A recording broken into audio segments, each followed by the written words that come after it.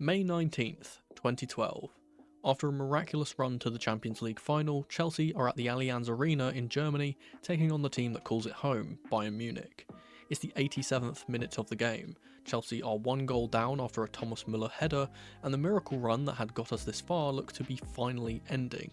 This is one of those games where you remember exactly where you were when it happened.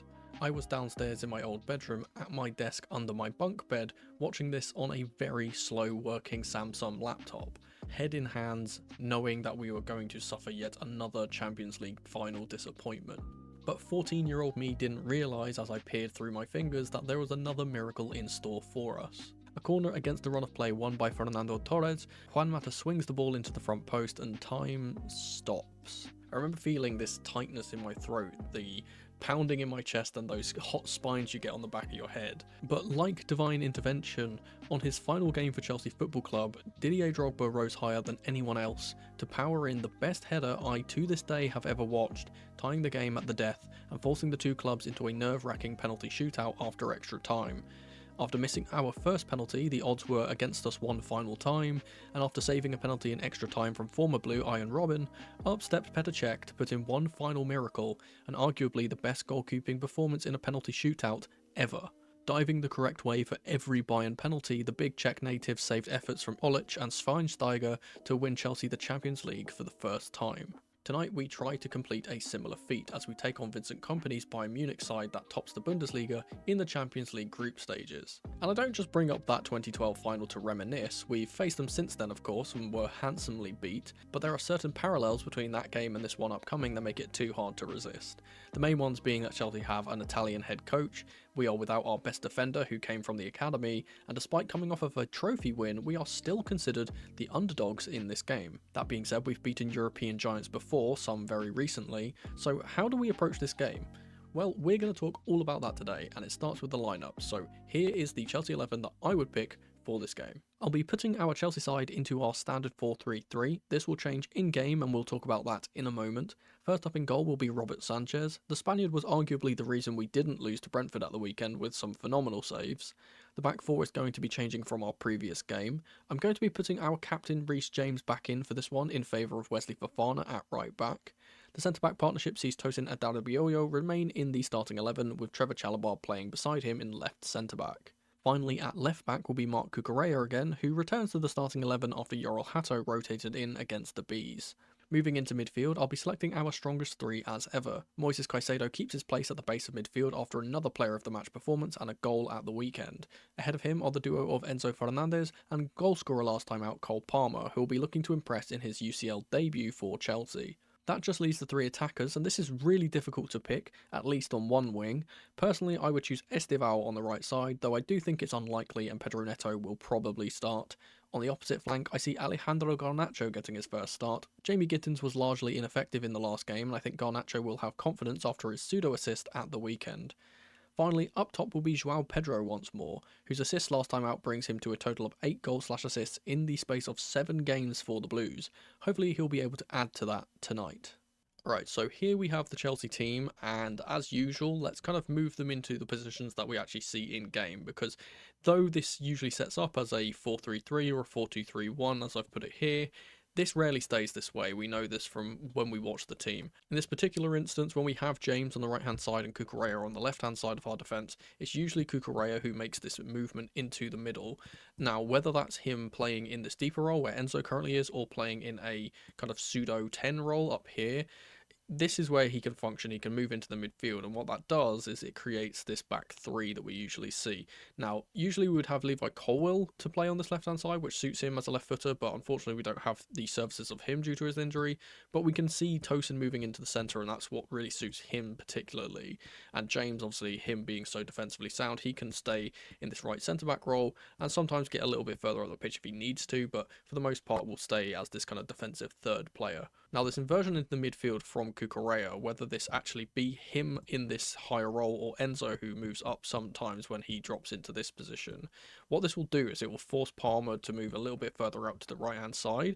And this is good for us because we usually see kind of Palmer operating sometimes on the left and it's not the greatest position for him. When he's on the right, it's really, really good. And he can obviously link up with his wide player here, whether this be a Malo Gusto or an Estival or a Pedro Neto or whoever is here at the time. Then we get to see those little tiny bits to link up on the wide areas where Palmer can obviously drop a little bit closer to the wing, and then we can kind of get those connections going. Depending on our opposition though, sometimes we have seen this unique kind of style where we see one player playing in the 10 and we have, you know, some other players kind of filling into these two kind of sideways roles that are in the midfield, and we have one player deeper. Now, because of the way that we set up, I don't think this is going to be something we see too often because we don't have the left footer on the left-hand side, and the right footer of Enzo playing here would kind of force Palmer to move into the left-hand role when we do, you know, eventually kind of move back into our shape, and he would be on this side and Enzo would be on this side, and it doesn't really suit the team as much.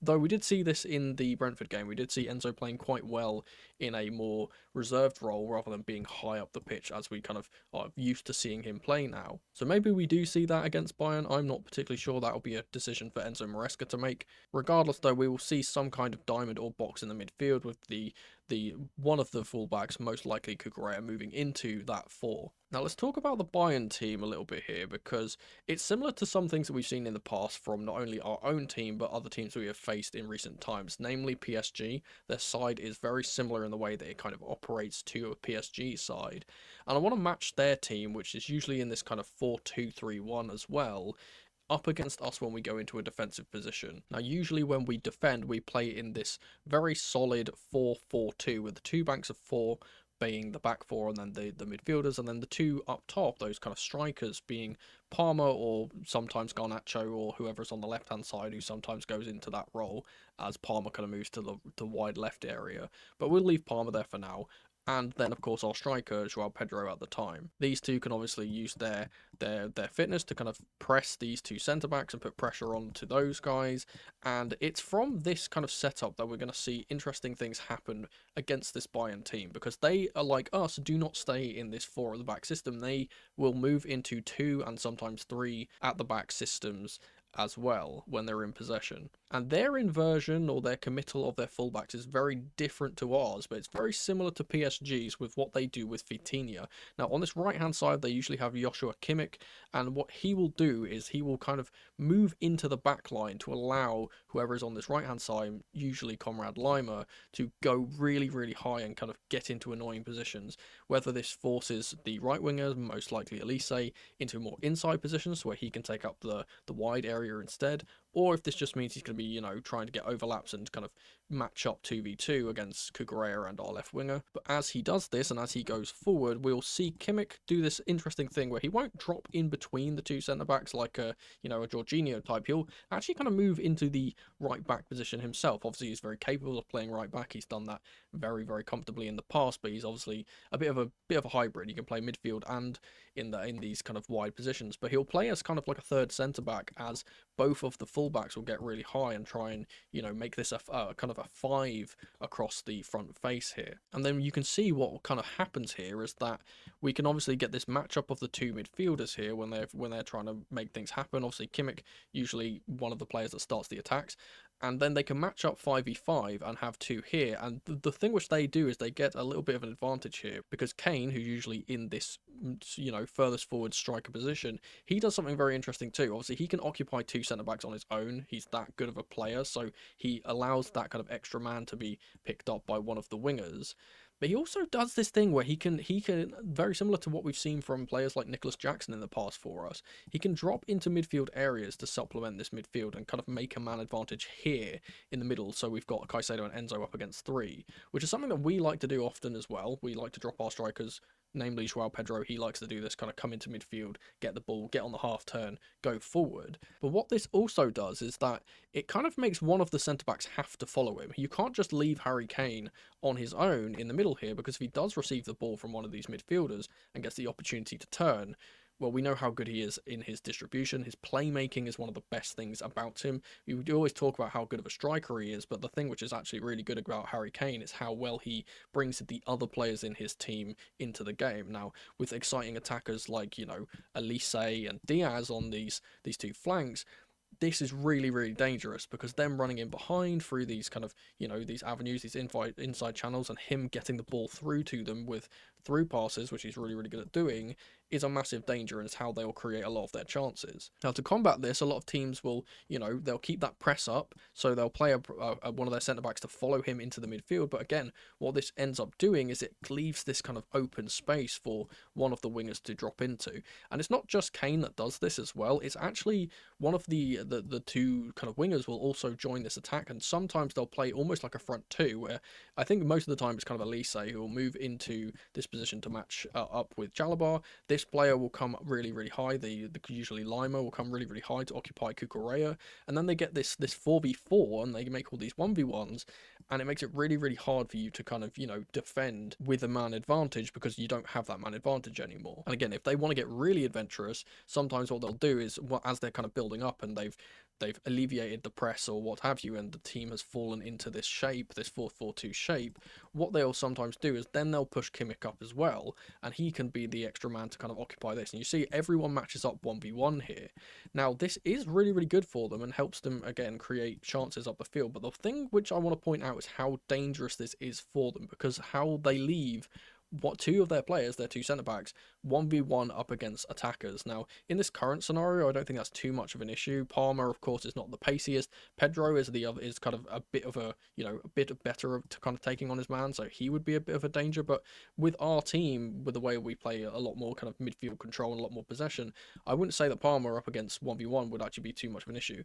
If this is, however, someone like Pedro Neto, who sometimes on the left-hand side, and he sometimes plays here as well, I think that's a bit more kind of better for us and would allow us to kind of break on them. Now, this is all assuming that Bayern Munich have the majority of possession, because it's what they do very, very well, is they are very good at playing with the ball, they're very, very good at keeping possession, they're very good at getting the ball back once they lose possession, and some of these things which I'm talking about there, you'll probably kind of recognize from the way that we play, because we are very similar. We make this inversion, we sometimes leave the two players back if we want to commit an extra body forward, we'll counter press really, really well and try and win the ball and create counter-attacking opportunities.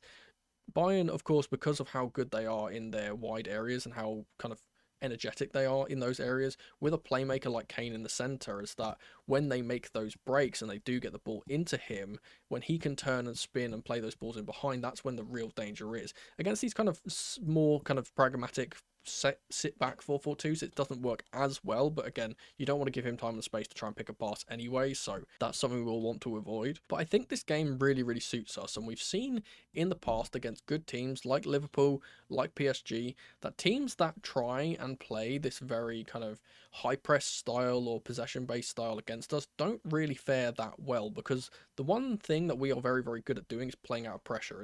It's the kind of symbol of this Enzo Maresca system, is that we like to play the ball from the back and pass it and pass it and pass it and get through the high press. Now, again, Bayern Munich are a very stereotypical German side in the fact that they put on a lot of pressure on you when you have the ball in the back line, and it's something that we're trained to do. It's something that we enjoy doing, is when they go really hard and try and press, is that we find the spare man every single time. Now, the issue with this is that, again, because of how high they commit all their players, and they've got this matching system where they've got their 8 players with our 8 players here, and then these 2 players here, what this will mean is that, though it will be difficult, there will be a spare man for us at all times. At the moment, this is Sanchez. Now, once the ball goes to Sanchez and someone, commits to pressing him, whether this is Elise or Kane or whoever, then you see that obviously once he's committed here, we do have another spare man. And it's all just about, can we play the ball quick enough that by the time they get to the player who's being passed to, it can be popped to the side into a spare man like Jalabert and then play us forward. We've seen this at times in Bayern's recent games. Specifically, the one I want to point out is the Leipzig game, because I think that they did this quite well. Despite not scoring any goals and actually getting battered 6-0, we saw some frailties in the Bayern backline from when they were pressing really, really high, and Leipzig were able to pass their way out of it and then spring fast counterattacks. And I think that that's something that could suit us very, very well. We're a very good transitional side. We've scored a lot of goals from transitions. I think we were one of the highest transitional scorers in the league last year. And if we can get the ball into these wide areas specifically from either long balls or, you know, a little bit of passing play, the problem that they have with this system is when they commit the extra body forward with Kimmich, for example. Now we have all of this space out in these wide areas that we can attack with quick, dangerous players like Garnacho, like Estevao, who loves to run down the wing. And if we can get them on the break, this spells a lot of danger. We've seen it in the past how well we can attack transitionally, especially when we get numbers. And it's one of our biggest threats is when we get those wide players up against players that can't really defend 1v1 particularly well, whether that be a recovering fullback or, you know, a centre-back that's a little bit out of position. This is where we can create danger. In general, our system has always been designed to create 1v1s.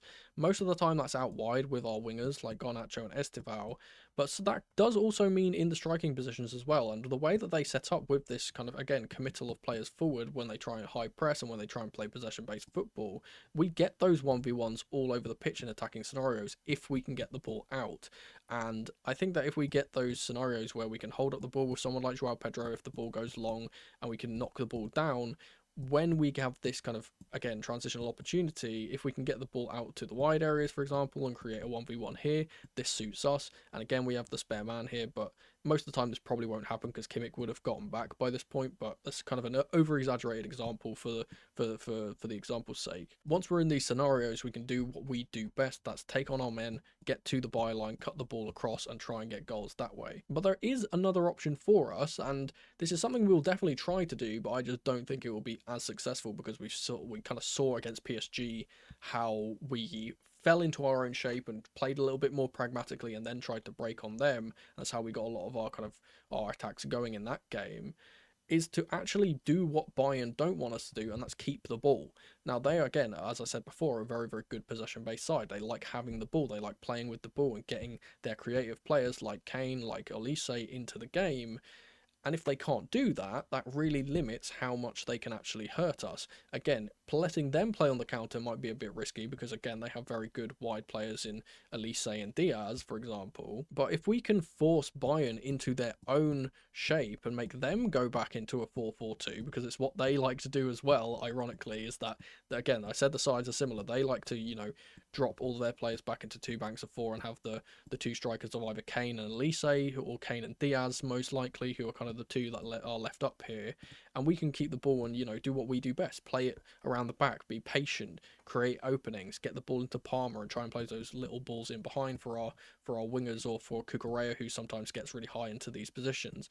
Once we can control the ball and stop them from, you know, being the dominant side, we haven't really actually seen what happens to Bayern Munich when you take the ball off them, because it doesn't ever really happen. In all the games we've seen so far this season, they've had the majority of possession. They've had actually ridiculous kind of percentages of possession, even in the cup games that they play recently too. And this is extended to last season as well. It's been a very common theme for Bayern Munich, is that they are very comfortable when they're on the ball, and we haven't really seen anyone kind of test that. So maybe that can be something that we can do. We can, you know, get on the ball a bit more, stop them from getting the ball, because again, they will try and press us and get the ball back. That's something that they love doing, but it's something that we have been very, very good at combating in our tenure under Enzo Maresca. It's what we're so designed to do. We're very much a 1-2 touch possession based side that can pass it around any team that tries to press too high. We saw it specifically in the Brentford game that we just played, how good Enzo was physically at kind of, you know, getting Yarmouk, I think it was, who was on him at all times, kind of getting the ball around him by just,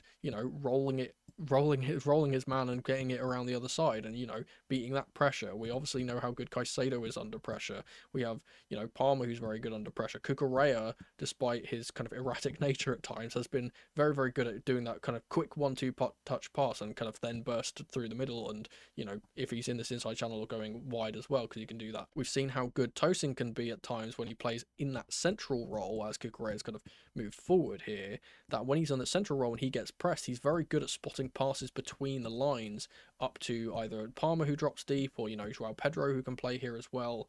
And it's another case of if they press really high and we play that one pass and get through that line, that's when we can create opportunities. The only other thing that I would like to suggest that we do, because this is really specific to this game in particular, because a lot of the stuff which I've said is stuff that we usually like to see from our team anyway. What I would like to see is that when we are in these scenarios where they're on the ball and they're trying to build up and, you know, whether that's committing their players forward, what have you, I want this man, Harry Kane, man marked out of the game.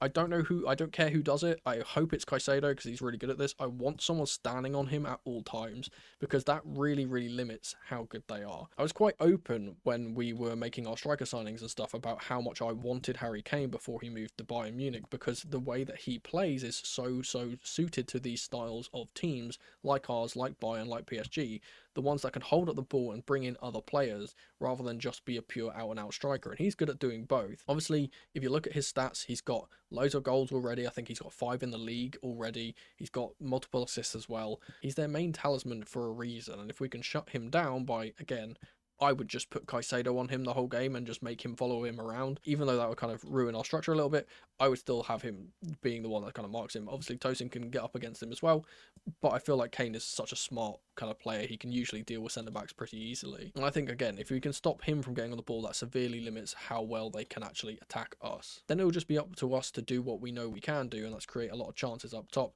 maybe get some magic from Cole Palmer, and hopefully we can steal this game in their backyard once more. If you enjoyed this video, don't forget to leave it a like. It really helps out the channel and me. And for more videos and breakdowns like this, don't forget to subscribe as well. Quick reminder, I'll be doing a live watch along for this game tonight at 7:45 PM, so come through to that so you don't miss out. Thank you guys so much for watching as ever, and remember, football can be as simple as black and white.